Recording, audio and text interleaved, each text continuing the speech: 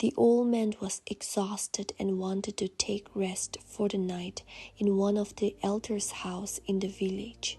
As the old man wandered through the village, searching for a place to rest, the people, not wanting to host him, quickly hung sacred leaves at their doorways, a sign that their homes were under consecration.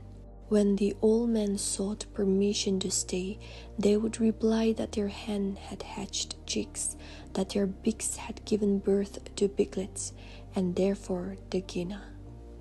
Thus, he was not allowed to stay in any of these houses. When it was about sunset, the old man thought of leaving the village and going away, since no one allowed him in. While he was just about crossing the boundary of the village, he spotted the hut made of fern leaves. The old man knocked at the door of the hut.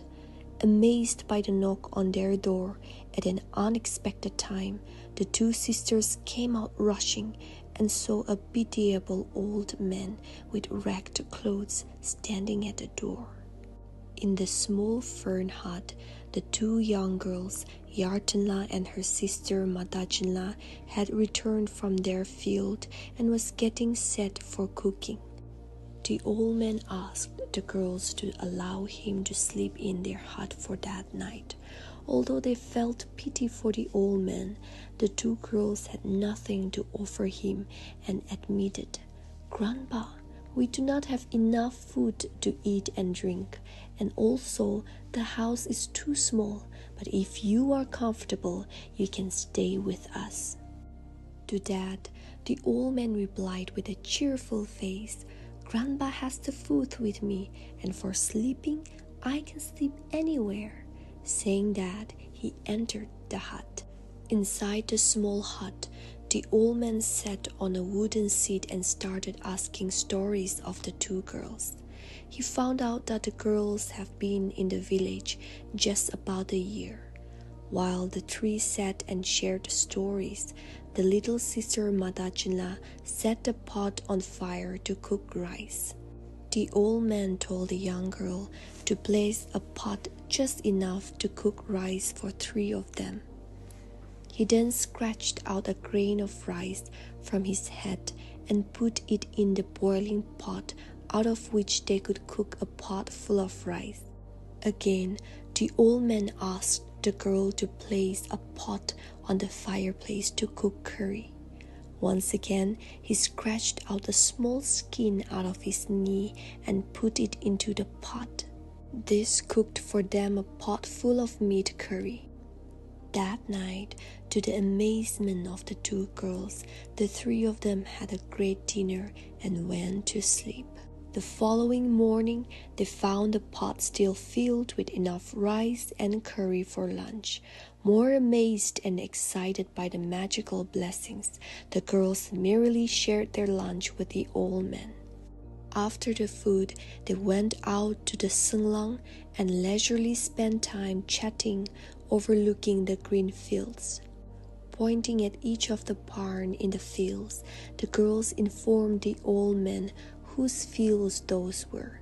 After showing all the fields of the villagers, the old man asked if the sisters too have their own field. The elder sister was so shy she could not reply. At that moment, the younger sister came up with a plan and intentionally dropped the comb in her hands into the ground through the holes of the Tsüngremmung and asked her elder sister to go and pick it up. When her sister went to get the comb, the younger one quickly pointed their plot and said, "That small patch near the fen, a size that could even be covered by a winnowing dray." The old man blessed the small field for a bounty harvest. He instructed them, saying, "When the harvest is enough for you, cut off a short lash of the head basket and a thread end of the shawl and burn them in the barn. Only then will you be able to finish harvesting your field." Again, the old man inquired how Yartenla became hairless. They narrated the story of how their father took her to the jungle and tried to kill her, and how the younger sister went searching and found Yartenla still alive but had already become bald. He blessed Yartenla's head with beautiful hair and invoked a curse on the menfolk to go bald.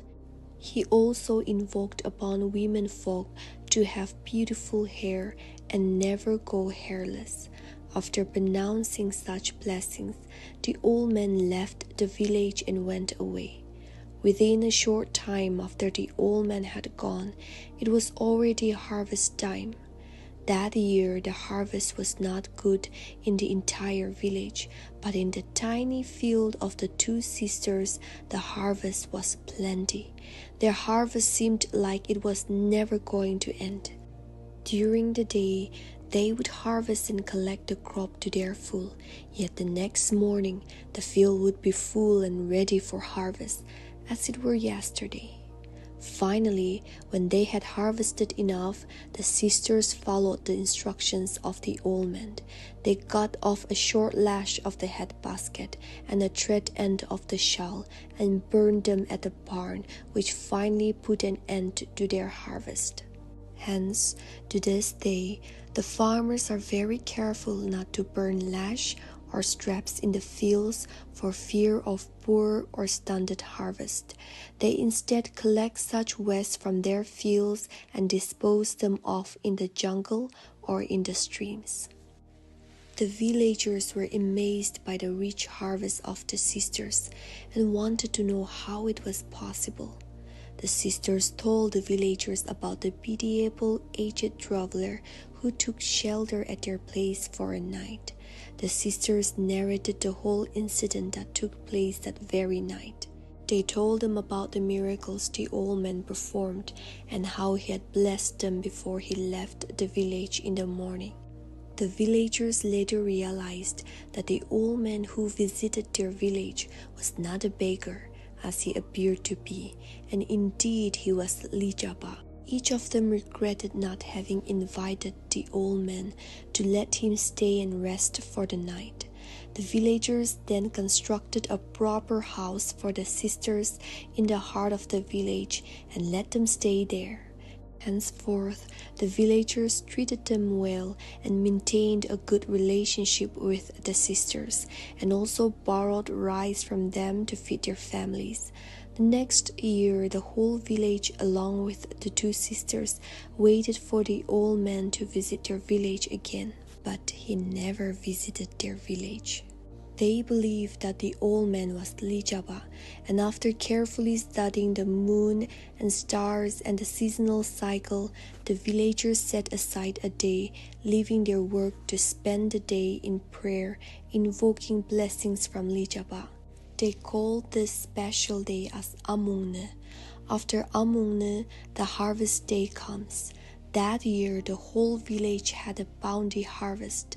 So from that year onwards, just before the onset of harvest, the villagers started to observe the day in reverence to the old man, seeking blessings from him by strictly performing the rituals.